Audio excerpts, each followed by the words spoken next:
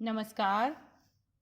कक्षा 9th के lesson उत्तक में अब तक हम विभज्योतक उत्तक के बारे में, विभेदीकरण से बने सरल स्थायी उत्तक जैसे मृदु उत्तक, स्थूलकोण उत्तक, दृढ़ उत्तक के बारे में पढ़ चुके हैं। साथ ही हमने एपिडर्मिस के बारे में भी विस्तार से जाना। आज हम पढ़ने वाले हैं जटिल स्थायी उत्तक के बारे में। ये स्थायी उत्तक हैं क्योंकि ये विभज्योतक उत्तक में विभेदीकरण की क्रिया से बने हैं। साथ ही ये जटिल हैं क्योंकि इसमें एक से अधिक प्रकार की कोशिकाएं हैं। पादपों में पाए जाने वाले संवहन उत्तक जाइलम और फ्लोएम ये जटिल स्थायी उत्तक के उदाहरण हैं। संवहन का साधारण अर्थ है ले जाना या वहन करना, यानी जाइलम और फ्लोएम संवहन उत्तक हैं। ये आवश्यक पदार्थों को एक स्थान से दूसरे स्थान पर पहुंचाते हैं। जाइलम जल का संवहन करता है, फ्लोएम फूड यानी खाद्य का संवहन करता है। यहाँ आपको एक आसान सी ट्रिक मिलती है, जाइलम जल, फ्लोएम फ और फूड फ। याद करने के लिए ये काफ़ी आसान रहेगा। जाइलम जो है वो जल का संवहन करता है और फ्लोएम फूड का संवहन करता है। अब हम जानेंगे जाइलम की रचना के बारे में। जाइलम 4 प्रकार की कोशिकाओं से निर्मित होता है। अभी हमने जाना कि जटिल स्थायी उत्तकों में एक से अधिक प्रकार की कोशिकाएं होती हैं। जाइलम 4 प्रकार की कोशिकाओं से निर्मित है। नलिका रूपी वाहिनिका और वाहिका।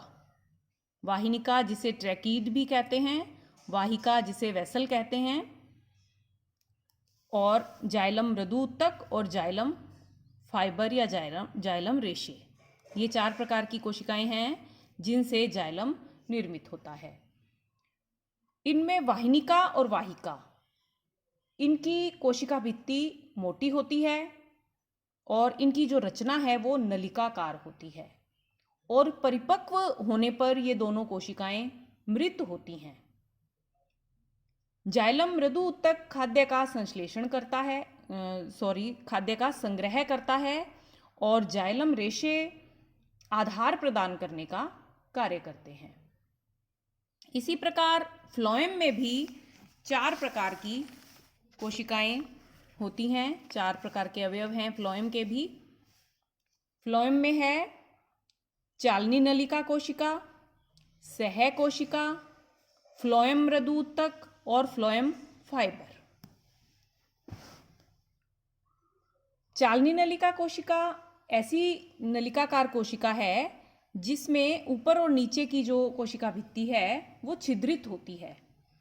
इसमें केंद्रक नहीं पाया जाता, और इसके साथ सटी हुई जो कोशिका है सह कोशिका, इसमें सुस्पष्ट केंद्रक होता है।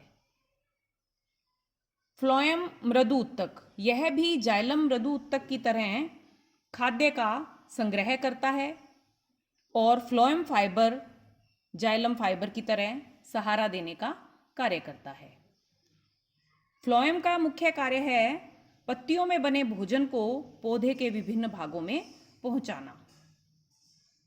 जो पत्तियों में भोजन बना है, भोजन पत्तियों में बनेगा और पौधे के किसी भी भाग में उसको इकट्ठा किया जाएगा और वहां ले जाने का कार्य करेगा फ्लोएम। जैसे जाइलम जड़ से सोखे गए पानी को पौधे के विभिन्न भागों तक पहुंचाएगा, उसी प्रकार पत्तियों में बने भोजन को फ्लोएम पौधे के विभिन्न भागों में पहुंचाएगा। जैसे मानो आप किसी पौधे की जड़ खाते हैं तो वो भोजन पत्तियों द्वारा निर्मित है और फ्लोएम के द्वारा उसे जड़ में इकट्ठा किया गया है।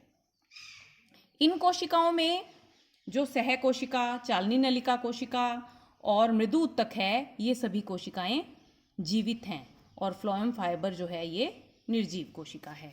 अगर हम जाइलम और फ्लोएम की सभी कोशिकाओं के बारे में जानना चाहें कि कौन कौन सी कोशिकाएं जीवित और मृत हैं, तो जाइलम वाहिनिका, वाहिका, ये दोनों मृत कोशिकाएं हैं। परिपक्व होने पर ये मृत हो जाती हैं। जाइलम रेशे भी मृत हैं, और सिर्फ जो जाइलम में मृदु उत्तक है ये जीवित कोशिका है। फ्लोएम में चालनी नलिका कोशिका, सह कोशिका और मृदु ऊतक जीवित कोशिकाएं हैं और रेशे मृत हैं।